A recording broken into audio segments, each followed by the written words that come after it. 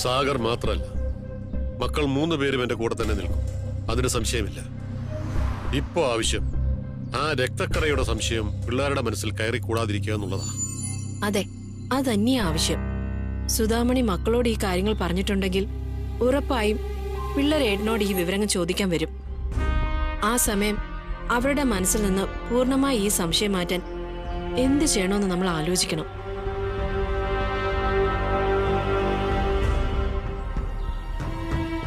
എന്തായാലും ടെൻഷനൊന്നും വേണ്ട, നീ സമാധാനിക്ക. ഈ കാര്യം എങ്ങനെ കൈകാര്യം ചെയ്യണമെന്ന് എന്റെ മനസ്സിലൊരു രൂപം വന്നിട്ടുണ്ട്. എന്താണതേട്ടാ? അന്ന് നമ്മൾ അമൃത് സിംഗുമായിട്ടുള്ള കരാർ തിരുത്താൻ നമ്മൾ ഉപയോഗിച്ച ഒരു കെമിക്കൽ ഇല്ലേ,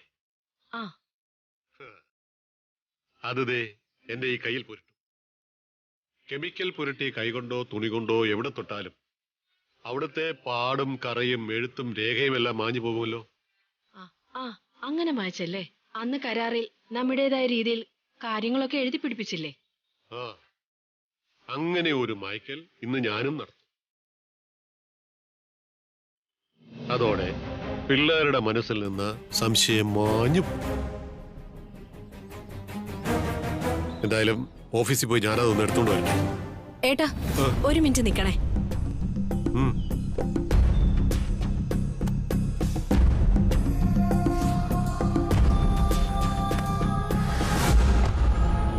ഇതാ. അല്ല, എന്താ ഇത്? ഏട്ടൻ എന്നോട് വിളിച്ച് കാര്യങ്ങൾ പറയുമ്പോ ഞാൻ മനസ്സിൽ കണ്ടതും ഇതേ മാർഗമാ. നമ്മുടെ മനസ്സേ എപ്പോഴും ഒരേ വഴി കൂടിയാ സഞ്ചരിക്കുന്നേ. ഞാൻ എന്തായാലും അങ്ങോട്ട് ചെല്ലട്ടെ, ബാക്കി കാര്യങ്ങൾ വിളിച്ചറിയിക്കാം. ഓക്കെ. ഏട്ടാ, അല്ല ഏട്ടാ, ഞാൻ ആലോചിക്കുമായിരുന്നു. എന്താണ്? നമ്മൾ മുമ്പൊരിക്കൽ ആലോചിച്ചിട്ട് വേണ്ടാന്ന് വെച്ചതാ, അതങ്ങ് നടപ്പിലാക്കിയാലോ? എന്ത്? അല്ല, ഇപ്പൊ നമുക്ക് ഡൈവേഴ്സ് കിട്ടിയാലും സുധാമണി നമുക്കൊരു ഭീഷണി തന്നെയായിരിക്കും. അതിന് എന്നേക്കുമായി അവളെ ഇല്ലാതാക്കിയാലോ? അല്ല, ഏട്ടൻ താലിയേട്ടിയ പെണ്ണാണ്, അതിന്റെ ഒരു സെന്റിമെന്റ്സ് ഉണ്ടാവും. എനിക്ക് അവളോട് ഒരു സെന്റിമെന്റ്സും ഇല്ല. എങ്കിൽ പിന്നെ ഒന്നും ആലോചിക്കാനില്ല. തലയ്ക്ക് മുകളിൽ ഒരു ഭീഷണി എന്നേക്കുമായി ഇല്ലാണ്ടാക്കുന്നതാ നല്ലത്. നമ്മുടെ ലക്ഷ്യത്തിലേക്ക് നമുക്ക് എളുപ്പം ചെല്ലാൻ പറ്റും.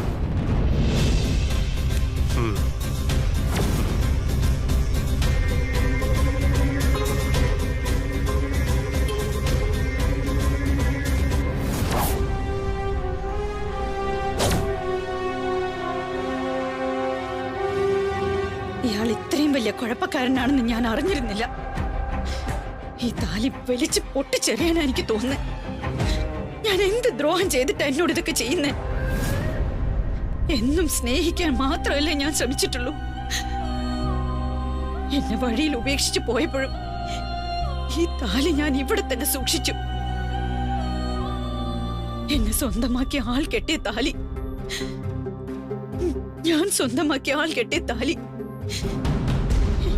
എന്റെ കണ്ണടയുന്നവരെ ഇവിടെ തന്നെ ഉണ്ടാവണമെന്ന് ഞാൻ ആഗ്രഹിച്ചു.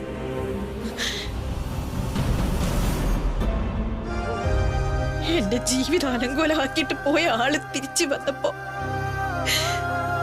പൂർണ്ണ മനസ്സോടെയല്ലെങ്കിലും ഞാൻ സ്വീകരിച്ചു. പിന്നെ പിന്നെ അങ്ങ് സ്നേഹിച്ചു തുടങ്ങുകയും ചെയ്തു. പക്ഷെ ഒക്കെ അഭിനയായിരുന്നു അല്ലേ? എന്നെ ചതിക്കായിരുന്നു അല്ലേ?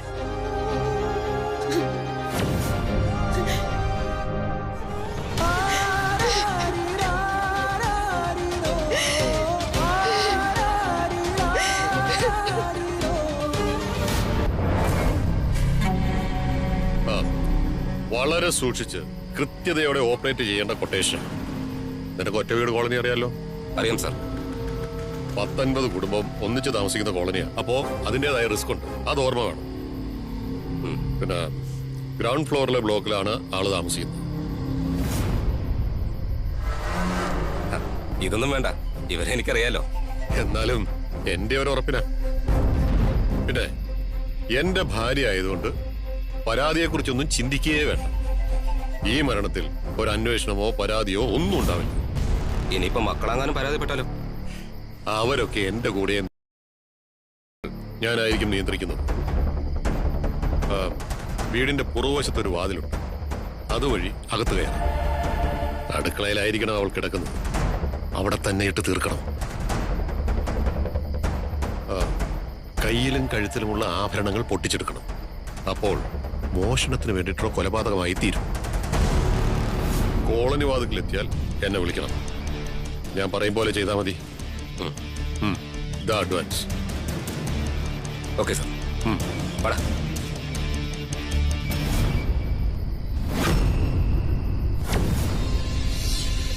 സുധാമണി, നാളെ നേരെ പുലരുമ്പോൾ നീ ഈ ലോകത്തുണ്ടാവില്ല.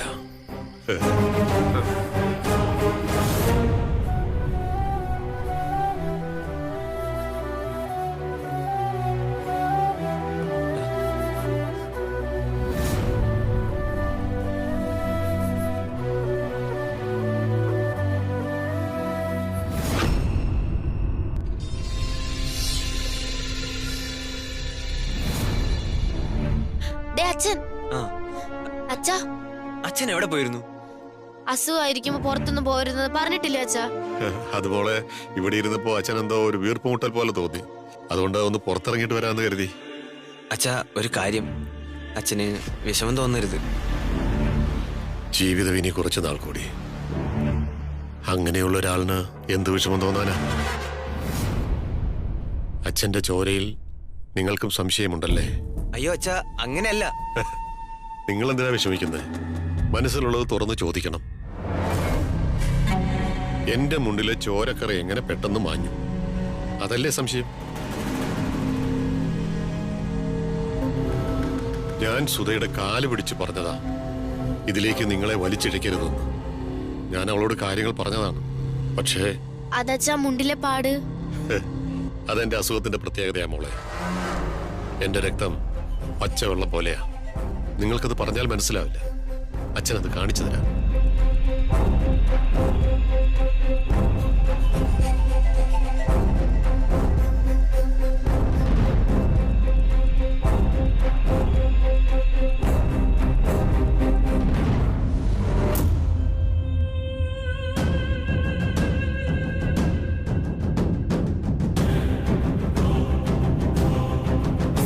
അച്ഛൻ എന്താ ചെയ്യാൻ പോന്നേ? അച്ഛ വേണ്ട. അയ്യോ,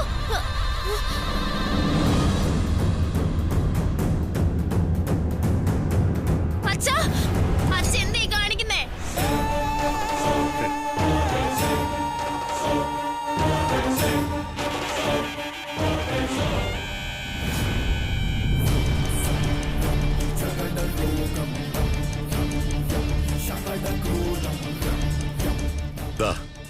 കണ്ടോ, ചോര ഞാൻ തുണിയിൽ പുരട്ടി. അച്ഛാ വേണ്ടച്ചാ. പേടിയാവുന്നച്ചാ. വേണ്ടച്ചാ. അല്ല പോനെ, മനസ്സിലൊരു സംശയം വരുമ്പോൾ അത് തീർക്കണം. കയ്യിലെ മുറിവ് ഉണങ്ങും, മനസ്സിലെ മുറിവ് ഉണങ്ങിയെന്ന് വരില്ല. നിങ്ങളുടെ മനസ്സും എനിക്ക് ശുദ്ധമാക്കണം. അച്ഛാ,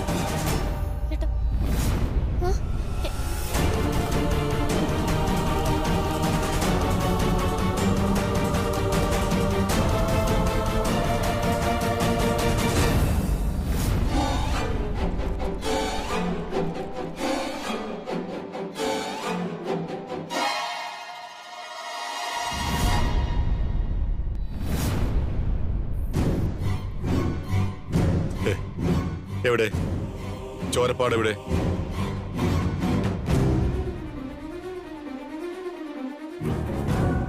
ഞാൻ പറഞ്ഞില്ലേ മക്കളെ, എന്റെ അസുഖത്തിന്റെ സ്വഭാവം. ഞാനത് അമ്മയോടും പറഞ്ഞതാ, അമ്മയ്ക്കും അറിയാം. പക്ഷേ സാഗരേട്ടാ, അമ്മയോട് നമുക്ക് ഇപ്പൊ തന്നെ ചോദിക്കണം. അച്ഛനെ നമ്മളെയൊക്കെ അമ്മ വിഷമിപ്പിക്കുക. വേണ്ട മോളെ, സാഗര വേണ്ട. നിങ്ങൾ അമ്മയുടെ വഴക്ക് കേൾക്കണ്ട, വിട്ടേ. ഇതിപ്പോ ഞാൻ മാത്രം സഹിച്ചാൽ മതിയല്ലോ. അല്ല, അച്ഛൻ അങ്ങനെ സഹിക്കേണ്ട കാര്യം എന്താ? അന്ന് അപർണേച്ചിയുടെ വീട്ടില് ഞാനും അമ്മയും കൂടെ പോയിരുന്നല്ലോ. അന്ന് അപർണേച്ചി അമ്മയെ മാറ്റി നിർത്തി എന്തൊക്കെയോ പറയുന്ന ഞാൻ കേട്ടു. എനിക്ക് അപ്പോഴേ തോന്നി അച്ഛനെ കുറ്റപ്പെടുത്തുക. അതൊക്കെ വിട്ടേക്ക്. എന്നോട് സുധാമണിയും അവരുടെ മോളും ദേഷ്യം കാണിച്ചോട്ടെ, നിങ്ങൾ അതിൽ പക്ഷം പിടിക്കണ്ട. അഥവാ ആരുടെയെങ്കിലും ഭാഗം പറയുകയാണെങ്കിൽ നിങ്ങൾ അമ്മയുടെ കൂടെ നിന്നാ മതി. അച്ഛാ, ഒരു കാര്യം ചോദിക്കട്ടെ? എന്താ മോളെ? എന്താ അമ്മയ്ക്ക് അച്ഛനോടുള്ള ദേഷ്യം? വേണ്ട മോളെ, നമുക്കതിനെ കുറിച്ച് ഒന്നും സംസാരിക്കണ്ട. അപ്പൊ എന്തോ കാര്യമുണ്ട്. അച്ഛൻ ഞങ്ങളോട് പറ, ഞങ്ങൾ ആരോടും പറയില്ല. മക്കളുടെ മുന്നിൽ അവളെ എങ്ങനെയെങ്കിലും താറടിച്ച് കാണിക്കണം. പറയച്ചാ. വേണ്ട മോളെ, വേണ്ട. ഒരമ്മയെ കുറിച്ച് മക്കളോട് അതൊന്നും വേണ്ട. അമ്മ അമ്മയായി തന്നെ നിങ്ങളുടെ മനസ്സിലിരുന്നോട്ടെ. അപ്പൊ കാര്യമായിട്ട് എന്തോ ഉണ്ട്. എനിക്ക് തോന്നിയിരുന്നു പണ്ടത്തെ എന്തോ സംഭവമായിരിക്കും നിങ്ങൾ തമ്മിലുള്ള പ്രശ്നത്തിന് കാരണമെന്ന്. എന്താ അച്ഛാ കാര്യം? അച്ഛാ പറ അച്ഛാ. അതൊന്നും പറയാൻ പാടില്ല മക്കളെ. വേണ്ട, ഞാൻ പറയില്ല. ഞാൻ നിങ്ങളോടത് പറഞ്ഞ നമ്മുടെ ഈ കുടുംബത്തെ മാത്രമല്ല, മറ്റൊരു കുടുംബത്തെയും അത് ബാധിക്കും.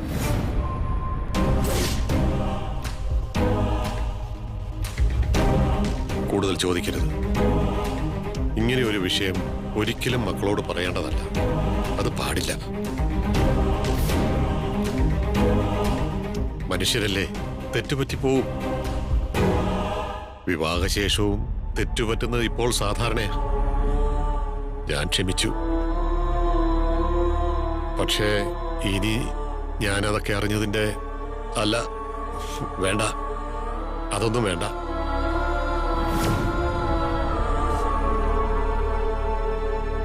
സന്തോഷമുള്ള ജീവിതമായിരുന്നെങ്കിൽ പിന്നെ ഞാനിതിനകത്ത് മാറിപ്പോണം. പക്ഷെ ഇപ്പൊ എനിക്കറിയാം, എനിക്ക് വേറൊരു ആശ്രയം ഉണ്ടാവില്ല. നിങ്ങൾ അടിച്ചിറക്കി വിട്ട പോകാൻ എനിക്ക് വേറൊരു ഇടമില്ല.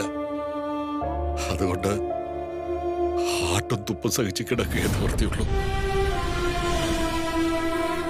അച്ഛനെ ഇവിടെ നിന്ന് ഇറക്കി വിടുമെന്നോ? എങ്കിലും അതൊന്നും അറിയണമല്ലോ. അച്ഛൻ ഇവിടെ ആരുടെയും ആട്ടും തുപ്പ് സഹിക്കണ്ട. ഞങ്ങളുണ്ട് അച്ഛന്റെ കൂടെ. അവനെ മതി, അച്ഛൻ ഇത് കേട്ടാ മതി. മീനാക്ഷി വാ. അച്ഛാ, ഞങ്ങൾ അങ്ങോട്ട് വാ. ശരി അച്ഛാ.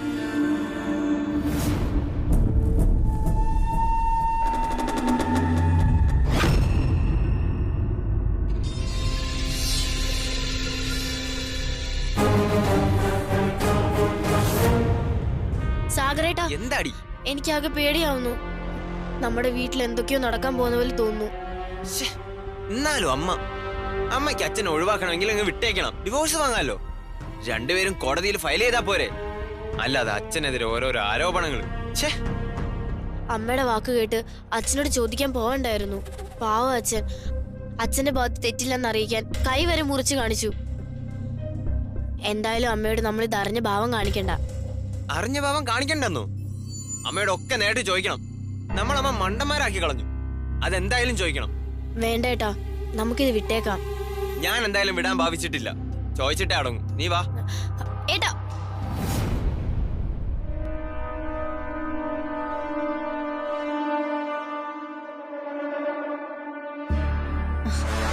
എന്താ പോയിട്ടെന്താ? എന്ത് പറഞ്ഞു? ചോദിച്ചത് കേട്ടില്ലേ? അമ്മയുടെ പ്രശ്നം എന്താ? എന്താ ചോദിച്ചേ? ഞങ്ങൾ അച്ഛനെ കണ്ടു. അച്ഛനോട് കാര്യങ്ങളെല്ലാം വ്യക്തമായിട്ട് ചോദിച്ചു. അച്ഛൻ കാര്യം പറയുകയും ചെയ്തു. എന്ത് കാര്യം അച്ഛൻ പറഞ്ഞത്? ഇനിയിപ്പോ അത് സംസാരിച്ച് ബോറാക്കണ്ട. കാര്യങ്ങളൊക്കെ ഏകദേശം മനസ്സിലായിട്ടുണ്ട്. നിങ്ങൾക്ക് എന്ത് മനസ്സിലായിന്നാ പറ. പറഞ്ഞിട്ട് പോയാ മതി. അത് പറഞ്ഞ ഒരു കുടുംബത്തെ അല്ല, പല കുടുംബങ്ങളെയും ബാധിക്കും. എന്താ നീ ഉദ്ദേശിച്ചേ? ഈ കുടുംബത്തെയും അപർണയുടെ കുടുംബത്തെയും ബാധിക്കുമെന്നാണോ? പഴയ കാര്യങ്ങളൊന്നും സംസാരിക്കണ്ട. അതുമല്ല, അമ്മയും മക്കളും തമ്മിൽ സംസാരിക്കേണ്ട വിഷയമല്ല. എന്താ നീ പറഞ്ഞേ? വ്യക്തമായിട്ട് പറയടാ. അച്ഛനെ വഞ്ചിക്കാൻ പാടില്ലായിരുന്നു.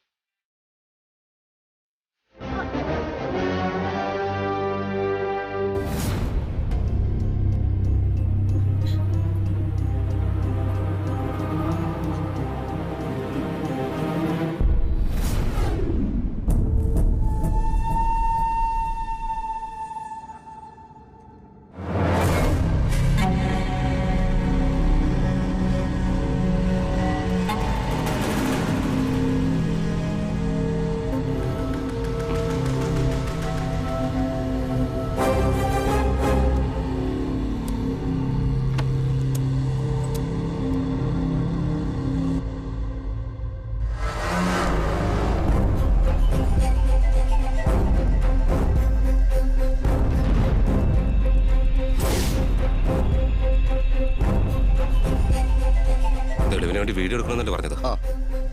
നീ വീഡിയോ എടുക്ക.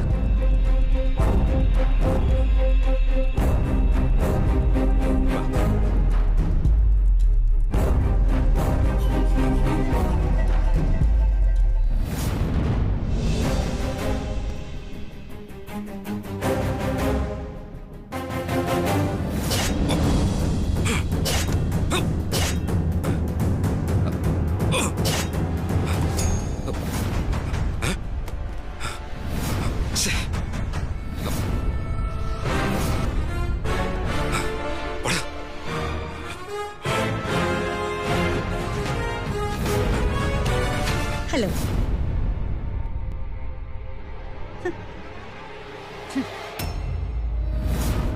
ഇതാരൊക്കെയാ വന്നിരിക്കുന്നത്?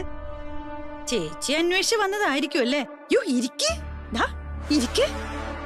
നിങ്ങളെ പോലെ ആരെങ്കിലും ഒക്കെ ചിലര് ഇന്ന് രാത്രി എന്നെ കാണാൻ വരുമെന്ന് എനിക്ക് കൃത്യമായി ഊഹം കിട്ടിയിരുന്നു. അടുക്കളയിലെ തലേണയൊക്കെ കീറിയാ.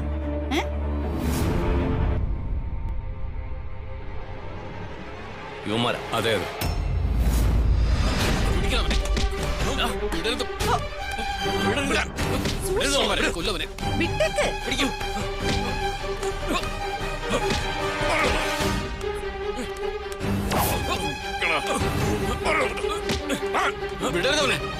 വേണ്ട, വിട്ടേക്ക്, വെറുതെ വിട്ടേക്ക്.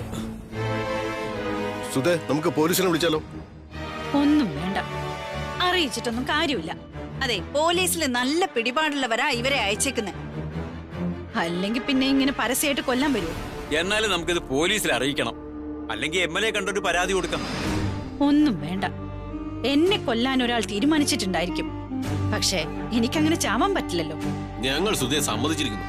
എങ്ങനെ മനസ്സിലായി സുധയെ ആക്രമിക്കാൻ ആള് വരുമെന്ന്?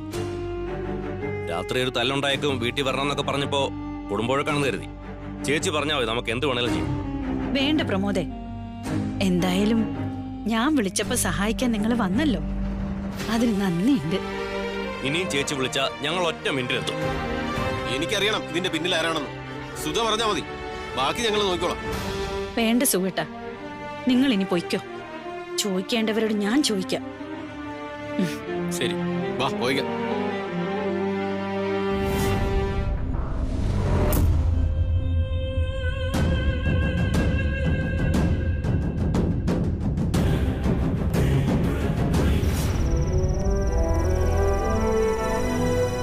സത്യം പറഞ്ഞ എന്റെ മക്കളെ അടുത്ത് കിട്ടിയപ്പോ എനിക്ക് എന്ത് സന്തോഷമായിരുന്നു.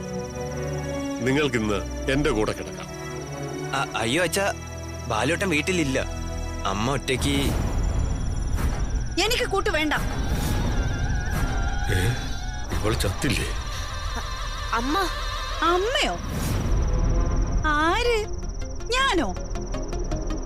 ഞാൻ നിങ്ങളുടെ അമ്മയാണോ? കൊള്ളാലോ. എന്തായാലും എനിക്ക് സന്തോഷായി. എന്റെ അടുത്തേക്ക് സുധ വന്നല്ലോ. സുധ വരില്ല. വീടിന്റെ അടുക്കളയിൽ അങ്ങ് തീരുമെന്ന് ആരെങ്കിലും വിചാരിച്ചിട്ടുണ്ടെങ്കിൽ അത് തെറ്റി.